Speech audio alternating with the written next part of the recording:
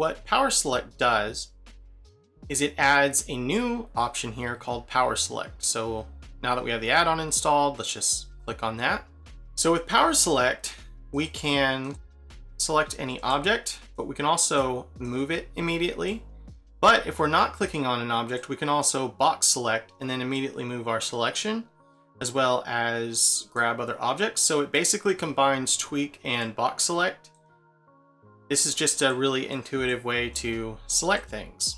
Additionally, we can simply double click on an object to enter edit mode.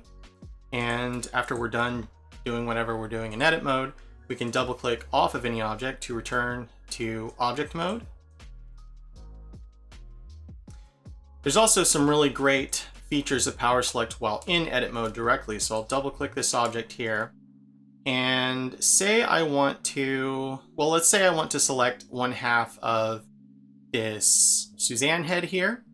Rather than first entering into wireframe mode, what I can do is just hold Alt and then begin to perform a box selection. And this will automatically temporarily enter wireframe when making a selection. So this is extremely useful. I can also hold Alt and Shift to do a similar transparency selection like that, but add to what's already selected. So we've selected that there. So this time, instead of simply pressing Alt and left clicking, I'll hold Alt Shift and then left click. And this adds to my selection as well. So when Power Select is activated in edit mode, I'll go ahead and switch to face selection here. The default method of selection is drag select like this. Now, if you don't want that to be the case, but you still want to use Power Select in object mode, you can set different modes of selection for the various modes of Blender you're in. So you could have Power Select only in object mode and then a regular Blender selection method while in edit mode. But by default, I found that typically drag select is usually what I need in edit mode. But similarly to Power Select in object mode, we can also just do a box selection when selecting off of an object, and the drag selecting will happen automatically when we are clicking on an object.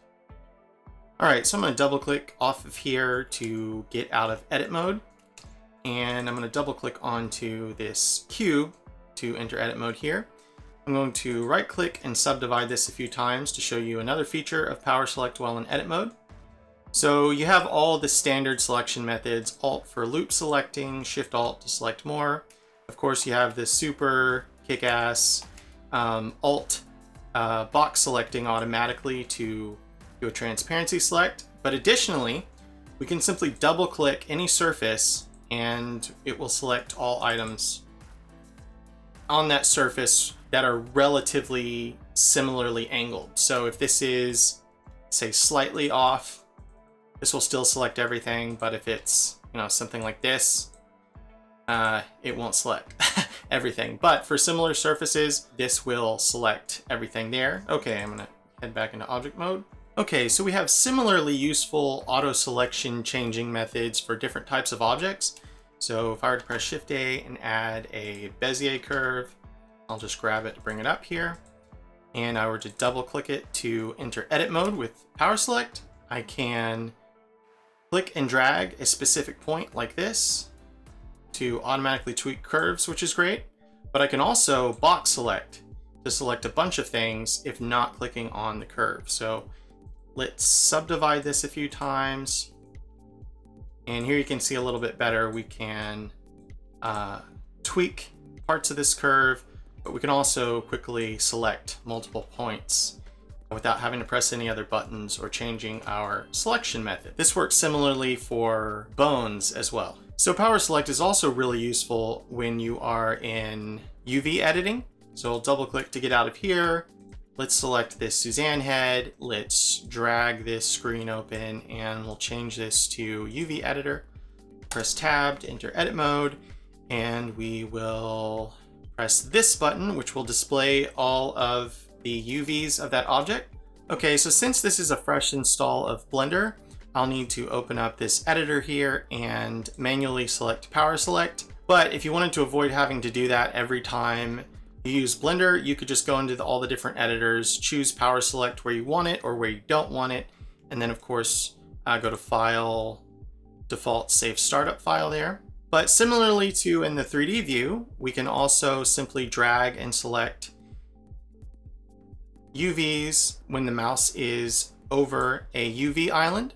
But then we can also automatically box select various components when the mouse is not touching one of those islands.